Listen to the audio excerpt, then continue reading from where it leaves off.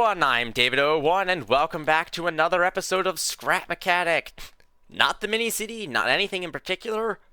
The game as a whole has finally, for once, received an update. Out of nowhere. No announcements. It's not Chapter 2, but it's something. Anything. And it's decently big. So you'll notice the inventory's changed now. I don't like the way they've rearranged stuff, but hey, what can you do? But you notice there's a few things. These target blocks, they don't do anything, but they're cool to look at. You can shoot them. But our big thing is we have draggable wedges. They're a bit funky, but as you can see, but they are draggable wedges of pretty much any block type you can imagine. We go to blocks, basically everything. You want bubble plastic? Yeah, here you go. Here's a slope of bubble wrap. Solid net, barrier blocks, and they do in fact work with color. Oh, that's really trippy to look at. Ooh. Oh, the scale! Is it a different scale, or? These feel like they're a different scale, but I think it's just offset. Still, wedges that are draggable. There's so much new stuff. Physics quality can be changed now. Smart, the new one. Advanced, and then all the old settings. It's no longer a slider, but that's alright. Could change our settings. Everything else for multiplayer. Does this break? I can break my wedges now. It's perfect. We have things like the broken microwave, all sorts of stuff from survival. So, there's plenty of new parts which have never been seen before, so let's check out this update and see what it can do. Alright, and I've built a small room to go and showcase some of the new features and what you can do with them. As we go throughout this building, I'll explain kind of how I've used some of these new parts. Most of them are decorative, but there are a few useful little things you might know in here. So let's walk in. This is a building I've had before, but I've retrofitted it to include some stuff. So, before we go anywhere, let's take a look at some of the new decoratives. I wonder what could be behind this. You can actually see a little bit. Not much, but you can see a bit. You can see up through there. Have some of these little vent decals. These are all from the ship and survival. Strictly speaking, this is the only new part in the room. But all of these were previously not accessible in creative mode, and most of them, if you placed them down, you couldn't delete them. Well, you could if you used the /decrypt command, but that was like really cheating. So let's walk up this little walkway here and see what we have. Oh no, a farm bot! Ah! We got attacked. So, how I did that, here's a real little trick. So this is a farm bot, it's just the decorative, but it pops up on a piston. This is a sensor that detects us. These spud guns shoot 4 pieces of cardboard wedges, and since the whole wedge gets destroyed in one shot, as we see in this glass, because it's one big part, you can see it's a hold to delete as opposed to drag to delete like blocks. It takes a bit for it to it destroys the whole thing, thus creating an instantly collapsible fort. You can also get the same effect, albeit much worse looking, if you decided to use the shack walls. Do the same thing. See? But of course the wedges look much nicer. Here we have all the ship stuff, plus this new clock. Sadly non-functional. If you look up, we actually have new lights. And then here are some of just the old warehouse and ship parts. Here we have the new blinds. We can draw them, and then the curtains. Look at that, kind of like the trader. Not bad, you can see through here, although the window itself doesn't change color, so be alright with transparent, I hope. Still, these are very nice, and this I think will make the mini city look quite a lot nicer. Plus all these little details that I always wanted. The wedges I think will be helpful as well. You can see some bad curves in here I've made, but then some kind of better uses of them. Still, really hideous the way I built them. They are a little tedious to use, but I think they're overall worth it. Then we come out here, and I've I've built something to showcase some stuff so you can see how you can place them together, and they can occupy the same space. Or this is no glitch welding or anything. There's no mods in this world. I have not blueprinted it. These are all just completely vanilla. This is actually on the stable branch too, so. And then since we have this farmer target, I figured why not make a shooting range? And this is special because if you just shoot them in the chest there, though, nothing happens. Have to get a headshot. And then look at this. I have a counter. 1, 2, 3, 4, 5, and then hopefully if we get a 6th shot, this opens the doors. Obviously, you know, it's pretty simple though. That went through much faster than it took to build this. And then of course, we need to demo the new physics. So I have something fairly small here. This is a little platform with, okay, what is this, 7 by 8? Alright, so what is this, like 56 ducks here. We're going to break it and just have them all fall into here, where there is a, oh, I forgot to put an engine. I'm an idiot. Where there will be a powerful electric engine to send them flying. Alright, so let's not have to drag to delete, let's just smash it. I said smash it.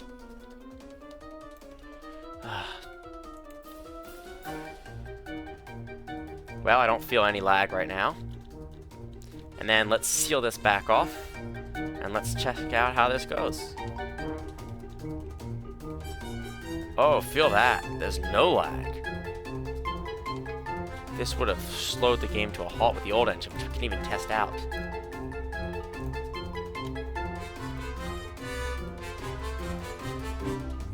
Oh yeah, we can feel the lag already. Yeah, see feel it set in? That's with the old advanced physics engine.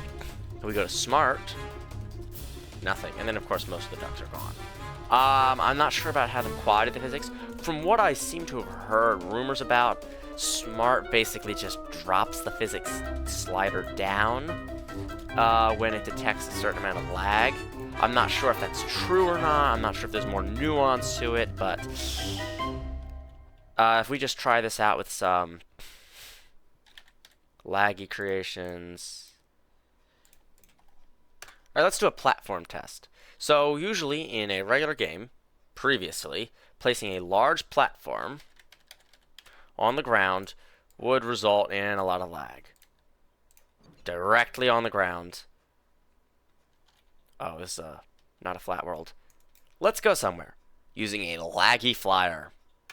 Alright, so right now the physics must not be dropped down because this is operating very smoothly, and this is a very sensitive flyer, so it would start falling out of orbit, well, not orbit, but out of alignment pretty quickly. Quicker than this, if there was really something wrong. Let's find a good spot to settle right over there, and let's try the large platform test. Alright, and here's our massive lentil platform. Let's look at that performance. Impressive, impressive. This probably would have destroyed the frame rate before. Alright, let's try something else. The parking garage I showcased in the previous mini-city episode. This thing is immensely laggy when it's spawned in. Let's try this out. Ooh, not good. Alright. I mean, it's better than it was last time, but not by much. You can tell it's still struggling. This thing is, it's the full weight of this on the ground is the problem. Alright, that does not fix it much. And then, let's find loose.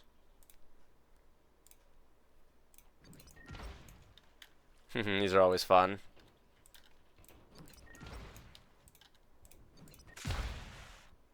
I'm not sure they've improved the lag with that. Let's try some game crashers.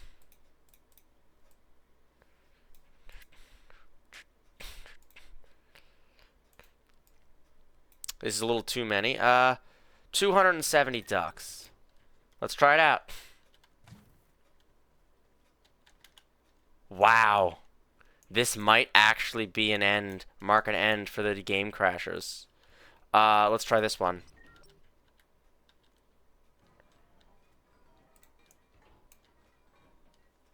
Oh, wait, we should,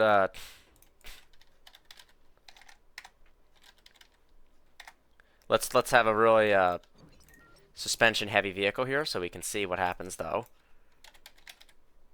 when we detonate one of these, because...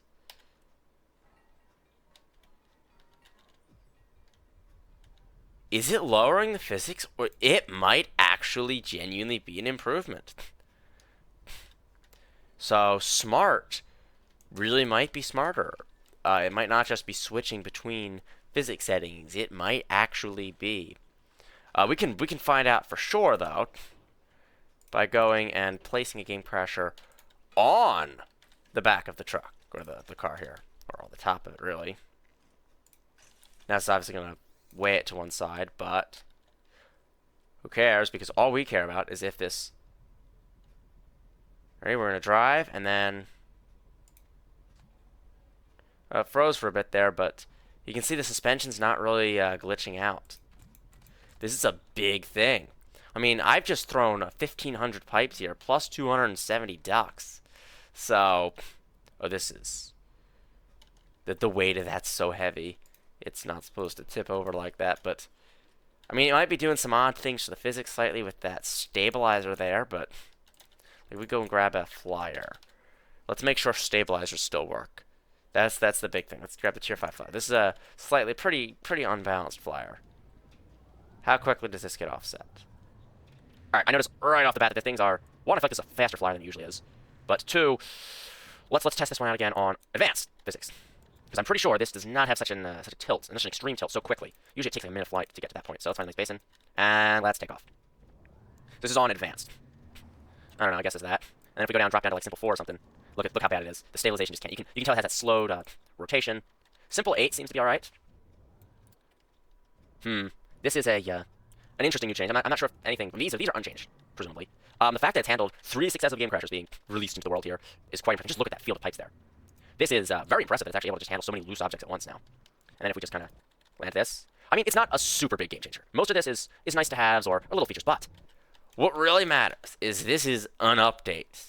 A completely unannounced update with no forewarning. But it is actually an update. Something from the developers that isn't some tiny behind-the-scenes patch that does nothing. This is something tangible. Which is very impressive. I mean, it's sad that this is considered impressive, but, like, the update is not bad. So Axelot, if you are watching this, which I highly doubt you are, but, please, make more small updates. I don't even care about Chapter 2, but just, an update every 4 months or something, adding in a few new decoratives, like these windows are great. These little target blocks are great. They're not interactives, by the way. There's actually a suspension plus a sensor behind these. Draggable wedges are cool, but even then, even just bringing survival parts into creative and adding a few new decorative blocks is really all I ask for most of the time. I mean, like, throw in some more signs, maybe like a phone decorative block or something. And that's all I really need, to be honest. I'm good with just routine updates. Just add some stuff in. This is good. Now, if we can get you to share some news about behind the scenes again, that'd be great. But overall, I give this update a 7 out of 10. It's not the most extraordinary thing. The fact it exists at all automatically gives it like a 6 out of 10. And the content in it's not bad. I mean, is it groundbreaking? No, most of this is... Other than the draggable wedges, most of this is either behind-the-scenes stuff or bringing in stuff that already existed. But it is still an update. And these wedges also exist in challenge mode. Now, I haven't tested these yet, but in creative mode, Regular blocks are limited to a 16 by 16 drag area. Wedges are limited to an 8 by 8 by 8 area. What about in challenge mode where it's the default 64 by 64? Oh, these are still just 8 by 8s, which I guess makes sense because you don't want massive blocks, but look at the way you can drag those. 4 platforms by 4 platforms. But they actually do have special block wedges for the challenge parts, which is very nice. I mean, I assume it's probably not much to do. Probably they automatically add it for every block you make, but it's still quite nice. Some of the new survival stuff has been brought into challenge mode, and then we can test out something. This is... no, we can't, because this contains some stuff from survival. So they didn't bring in all the stuff, like the paint. Is that a... Oh, that's there. Alright, what's the one that didn't? The bucket. They didn't bring in the actual bucket. So, unfortunately, I still can't include survival parts to have challenge-friendly buildings, but hey, the target block's working here, and I doubt there's any new changes to challenge mode. That got updated recently. Or recently, anyway. But, wow, these new improvements. Very unexpected. I appreciate them. So, I just want more quarterly or trimesterly updates to the game. Small updates, medium updates, even big updates if you want to be ambitious, Axelot. But just stuff to add a continual stream of content to the game. Little things like this, they really do enrich the experience. Add in another chair type. I don't know, give us a couch block or something. These are good things to add. Don't spend forever making a masterpiece on Chapter 2. You'll have no one left to play it. So little things like these draggable wedges, the new decorative blocks like this, bringing in the survival stuff. This makes a big difference. A big difference. It's not the actual parts. I mean, I could live without broken clock, but it's the thought that counts. It's a nice looking part, it's well modeled, and it shows that stuff is being added to the game. So keep up the good work. I don't care if you need more time to work on Chapter 2. Just give us stuff in the meantime. And kind of, give us progress updates on what's going on.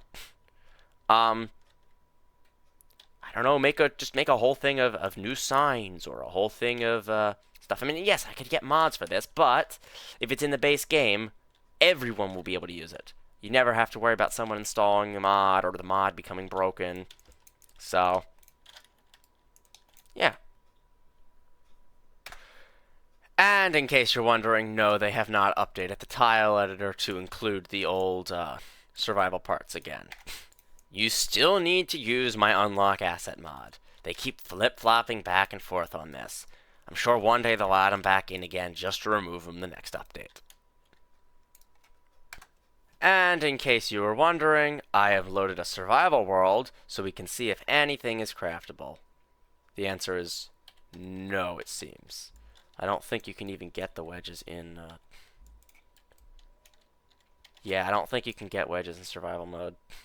Unless there's a new wedge bot added or something, but I kind of doubt that.